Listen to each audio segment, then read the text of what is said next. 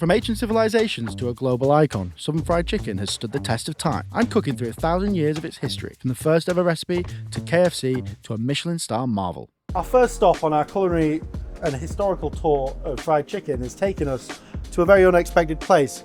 We are in Baghdad, and this is the earliest recorded recipe for fried chicken of all time. So we are in 940 AD, and all the frying would have occurred in a pot like this, which is a soapstone pot. So our soapstone pot goes over the fire and we're going to heat up some fat. Okay, so the name of the cookbook that this comes from is the Tibak al-Tabik, and the book recounts all of the food that was sort of served during the Abbasid reign in the Islamic Golden Age. So much like our modern recipes of fried chicken, they actually were still heavy on the spices. We've got some clove in there, and coriander seeds are listed as well. What we're going to do is just bash up these spices. I've got a little bay leaf in there as well. That opens the nostrils. Lots of coriander, lots of black pepper, really nice sweet bay flavour, wine or a vinegar or lemon juice to soften the meat and marinate the meat. And that's also going to help these spices stick to the meat a little bit and tenderize it at the same time, which makes sense. Obviously still something that we would do today. Got a little bit of acid in there. It's broken down. Smells really fragrant. We're gonna add in our chicken. These are soapstone vessels that have been being used for literally thousands of years, and they're actually really effective. So soapstone is a type of rock that's been being used because of its incomparably good heat retention. And like all good fried chicken, it's served with a condiment. It's called murree, which is a fermented barley, old bread and walnut mixture. Okay, so our chicken been frying now for around about 8 minutes, and it's going into our nice sort of dark brown seasoning. So it's not looking too bad. And there's obviously nothing that's going to get crispy on there because it's not cooked in any sort of coating. It's just spices. So there we have it. The first form of fried chicken in literature, 940 AD, does use some spices that we would recognize. You can see how this is the first ever version, and there are some parallels with the modern day. That condiment's actually delicious with it. The murree makes it really sweet. It's not actually crispy technically, but like you can tell it's been fried. A little bit like dehydrated. I actually like the fact it's cooked in fat as well. It gives it more flavour. I'm giving that a big thumbs up. Okay, the next technique takes us all the way back to England. In 1747, the British Empire was at its absolute height, and this is a book by Hannah Glass, written in London, and it was entitled The Art of Cookery Made Plain and Easy. This book was actually probably one of the main books used all over the colonies. There is a lot of thought about the fact that fried chicken actually originated in Scotland. As the Scottish, classic Scots, nothing changes, actually were reported to prefer frying their meat rather than baking it or roasting it. This is fundamentally the first recipe that was written down which involves batter frying chicken in animal fat. And basically all you do is you start off by quartering the bird, and then you mix it with some white wine vinegar. So again, the marinade is going to help break down the meat and make it more tender. Interestingly, they also add to the marinade some grated nutmeg, a few cloves, and a bay leaf. Similar spices to what we saw earlier with the Persian technique, and also a similar marination style. So this is going to sit now for 3 to 4 hours. So a lot of people think that enslaved African cooks in Southern American households would have read this book and combined it with their own sort of version of fried chicken to create the version of buttermilk fried chicken that we know and love today. So once the chicken's sort of been in this vinegar brine, you can see it gets transformed. So they use flour, then they use half a bottle of white wine. There aren't actually specific measurements in the recipe, but the one thing that it asks for is that the batter is very thick. They also add in a little bit of melted butter, which in my experience tends to split a batter, but we'll give it a go. Some egg yolks to bind all the batter as well. So we've got 1.5 egg yolks going in, but give that a really good mix. So placing this into our fat, we've got the fat at about 140 degrees. And to be honest, that batter looks like it's sort of puffing up straight away. Strong smell of the wine as it evaporates, and to be honest, the vinegar from inside the chicken. The batter's held really nicely onto the bird, which I was surprised about because the butter normally splits it out. And I've just taken that out, and you can see it almost feels a bit more like a tempura. In the book, what we serve this with is parsley, which seems completely superfluous. A little wedge of lemon, which is, I don't know, quite elegant, I think. So the first ever recorded recipe of batter fried chicken from England, maybe impersonating the Scottish, all the way to the colonies, and potentially landed itself in the southern states of America. The wine in the batter, can't taste it at all, but the batter itself is super crispy. It's not unpleasant at all. That's some of the most interesting fried chicken I've ever had. A different type of crunch to southern fried chicken. It's more like a Thai-style chicken wing. Super interesting. Next stop, a lady called Mary Randolph. Mary Randolph was in fact a member of the elite slave-owning aristocracy of the Deep South. And this book is the first ever American cookbook. Fundamentally, the recipes have obviously quite a twinge to them because she was a slave and plantation owner. This is literally just chicken thrown into seasoned flour, just lightly coated in seasoned flour and tapped off. But this is probably the most recognizable recipe for the sort of modern buttermilk chicken that we use today. And the difference being here, this is an American recipe made by enslaved people, but served very prominently to members of the aristocracy. So important to mention here that the West Africans population had been frying chicken for a long time before the English or the Scottish. You wouldn't be able to recognize it as a fried chicken you'd know now. It was often cooked for a lot longer period of time, for a lot slower, and it wasn't as such crispy. We've got the oil at about 160 degrees.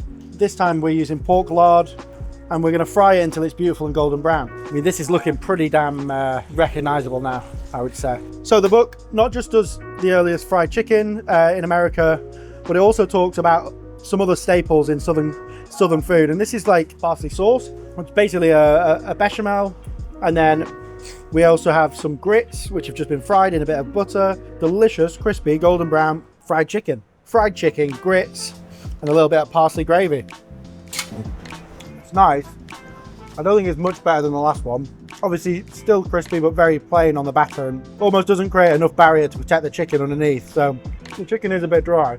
The actual skin of the chicken is really nice and crispy, which contributes to it a lot. So we are again back in Virginia for the next stage of the development of southern fried chicken. One of the most important ingredients in the marinade is actually the buttermilk. A little bit of salt would be added, some paprika, lots of ground white pepper, onion powder, and a bit of garlic powder. So the buttermilk's got two purposes. It fries up and goes extra crisp when coated with the dry mix. It also adds tender consistency to the meat. So we've got our buttermilk brine, we've got our chicken, that's going to go in. This was a very common thing to have after church in the southern states, and Virginia was the most sort of prolific place for southern fried chicken. Obviously now, in our sort of consciousness, we always think of Kentucky, but Virginia is very much the home of this style. So this marinates for about 12 hours. Once your chicken's been marinated, this really important step now is the dry dredge. We're going to put the same spices that we put into the wet marinade into the dry marinade. So for the first time, cornstarch starts appearing in recipes and other different types of starch. And the reason is, it's very simple. It's actually seen as something that needs to stay crisp for a long period of time. And modified starches help to do that. Once the chicken's marinated, goes straight into our dry dredge. We want to try and pack on the dry dredge to get these sort of little crags and crevices. This is the first time when we get these beloved crags into our oil, which is about 140 degrees, so not too hot, into your ground nut oil.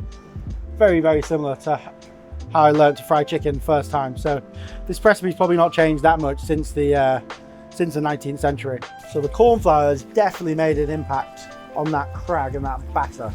All right, so our chicken is golden and delicious. By this time now, this is pretty much well established as a staple after church or during congregations for African Americans, but also for many people in the southern states. You can see why it looks absolutely epic.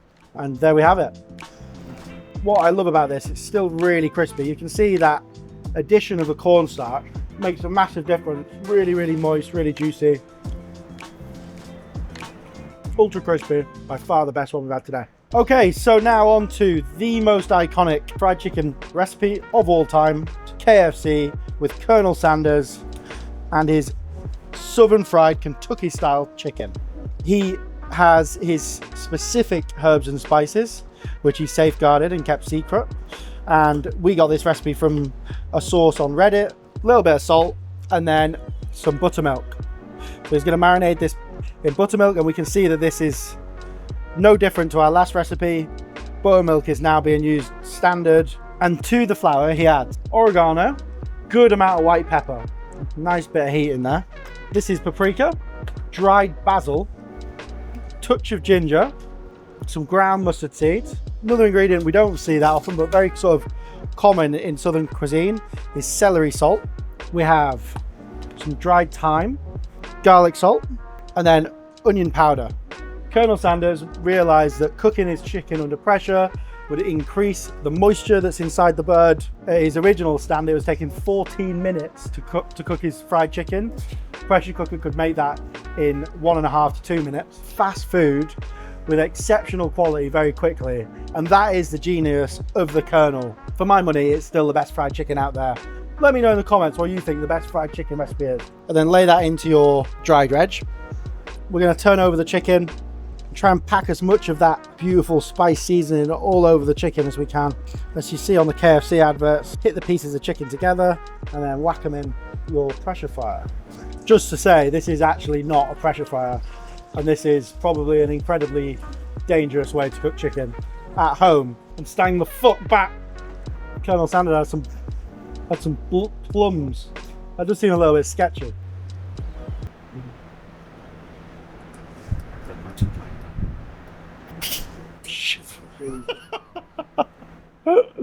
Oh shit. Oh my god. All right, well that was absolutely terrifying, but I have to say the result is a winner chicken dinner. One thing I will say, actually, the batter looks incredibly light. The chicken itself looks really crispy. I love all those little seasonings that are all over the crunchy craggy bit. Colonel Sanders, KFC. Okay, so let's give this a taste. Oh my god. The moisture in there is absolutely unbelievable. And it's ultra crisp. The pressure cooker has made a marked improvement. All the way from like never using it before to this, you can see it's absolutely glistening inside. And it's so tender because of the buttermilk as well. For me, this is like the pinnacle of southern fried chicken. The flavour of it is amazing, and you can see why the recipe pretty much hasn't changed for almost 90 years now. We are heading back to London to show you one of my favourite recipes for fried chicken. That actually comes from a chef called Clare Smyth. And what I love about this recipe is it's very rooted in sort of all the techniques that we've seen before, but it's got, I guess, French influence in a lot of different ways, whilst staying true to the original roots of the original recipe. This dish was actually so popular that it was chosen for one of the starting canapes for Harry and Meghan's royal wedding. Obviously it went to shit after that, but that's not the canape's fault.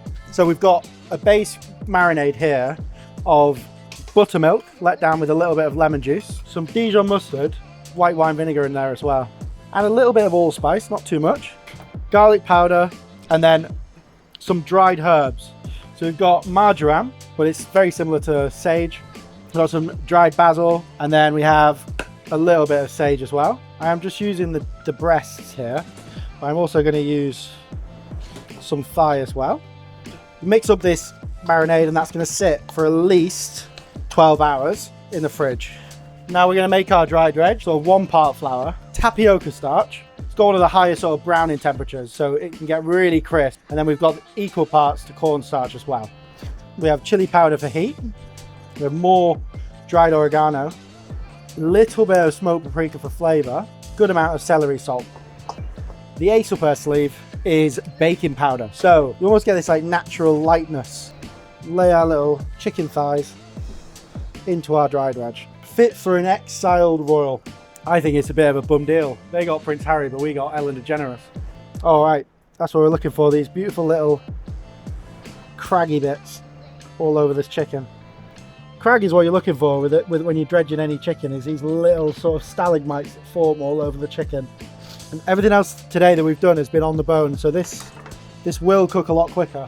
All right, chicken is looking absolutely bang on. Take it out and drain onto a paper towel. This looks insanely crispy. So just take the inside from a beautiful radicchio.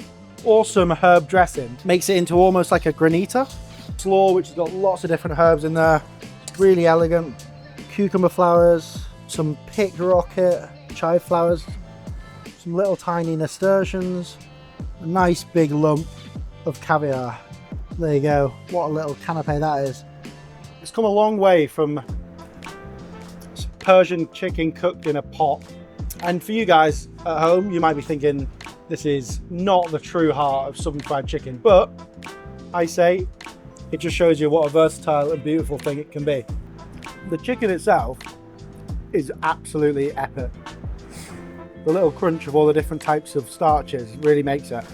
The hot and cold from the granita, really banging. All the chicken we had so far today was very one-dimensional, just chicken and bread in. This shows that you can take it to the absolute next level just using some other ingredients. To see how we cook our fried chicken at our restaurant, click here.